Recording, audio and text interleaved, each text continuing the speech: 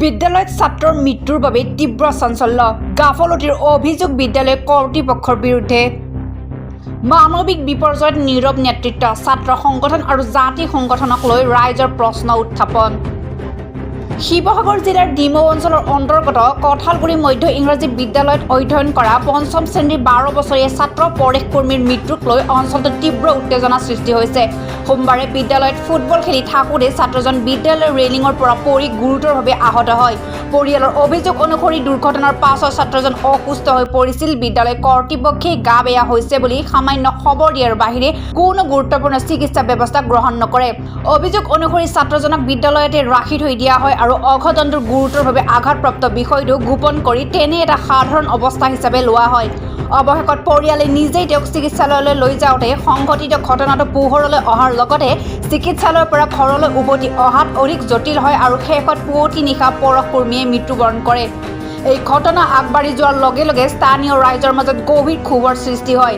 বিদ্যালয়ৰ যথাযথ সুৰক্ষা ব্যৱস্থা নথকা, খেল ধেমালিৰ সময়ত শিক্ষকৰ তদাৰকীৰ অভাৱ আৰু বিদ্যালয় কৰ্তৃপক্ষৰ দ্বাৰা সময়মতে চিকিৎসা নকৰা এই সকলোবোৰ বিষয়ত ৰাইজে প্ৰশ্ন তোলে। বুধবাৰ দিনটোত বিদ্যালয়ৰ একাংশ শিক্ষকক বাসগৃহত উপস্থিত হোৱাত বিদ্যালয় কৰ্তৃপক্ষই প্ৰকৃত সংঘটিত ঘটনা গোপন কৰা বিষয়টোক লৈ ক্ষোভ উজাৰি জবাবদিহি কৰে আৰু পৰেশ কৰ্মীৰ মৃত্যুৰ বাবে দায়ীসকলৰ বিৰুদ্ধে তদন্ত কৰি কঠোৰ ব্যৱস্থা লোৱাৰ দাবী জনায়। স্থানীয় ব্যক্তিসকলে ক্ষোভ উজাৰে যে পৰেশ যেনেকুৱা নিষ্পাপ ছাত্ৰ আছিল তেওঁৰ দৰে কোনো সন্তান যাতে পুনৰ বিদ্যালয় কৰ্তৃপক্ষৰ গাফলতিৰ বাবে এইদৰে প্ৰাণ হেৰুৱাব লগা নহয় তাৰ বাবে কঠোৰ আইনী ব্যৱস্থা গ্ৰহণৰ দাবী জনাইছো। বিৰোধিতা আৰু ক্ষোভৰ মাজতে আশ্চৰ্যজনকভাৱে সতত ৰাইজৰ হৈ মাত মতা একাংশ কোনো ছাত্ৰ সংগঠন বা জাতি জনগোষ্ঠীয় নেতা আগবাঢ়ি নাহাৰো গুৰুতৰ অভিযোগ উত্থাপন হৈছে। অভিযোগ অনুসৰি একাংশ দল সংগঠন মাথো ৰাজনীতি আৰু সংবাদ মাধ্যমৰ প্ৰচাৰৰ নামত সক্ৰিয় হৈ পৰে। তেনে প্ৰেক্ষাপটত তীব্ৰ মানৱিক বিপৰ্যয় তৎপৰতাৰ অভাৱ স্পষ্ট হৈ পৰিছে। ঘটনাটোক কেন্দ্ৰ কৰি বৰ্তমান গাঁৱৰ ৰাইজে বিদ্যালয় কৰ্তৃপক্ষৰ গাফলতিৰ বিৰুদ্ধে কঠোৰ তদন্ত আৰু ব্যৱস্থা গ্ৰহণৰ দাবী উত্থাপন কৰিছে। স্কুললৈ গৈছিলে, স্কুলৰ পৰা ছাৰে ফোন কৰিলে মোক যে পঢ়েছে বোলে স্কুলৰ পৰা পঢ়িলে এই মূৰ ঘূৰাইছে, আপুনি আহি কিনে তুমি লৈ যোৱাচোন, এনেকৈ ক'লে মোক। তো তুমি আহি কিনে লৈ যোৱা। তো মই কৈছোঁ যে মই গ'লোঁ, গৈ কিনে আৰু আমাৰ পৰেশক সুধিলোঁ কি হৈছে, তো নাই বোলে মই পঢ়িলোঁ। তাৰপিছত তাৰ পৰা নি কিনে দৰৱ পাতি ট্ৰিটমেণ্ট কৰালোঁ। ট্ৰিটমেণ্ট কৰাই আকৌ তো ছাৰেতো নক'লে, এজন ক'লে যে বোলে মূৰ ঘূৰাইছে, ছাৰেও ক'লে যে মূৰ ঘূৰাইছে।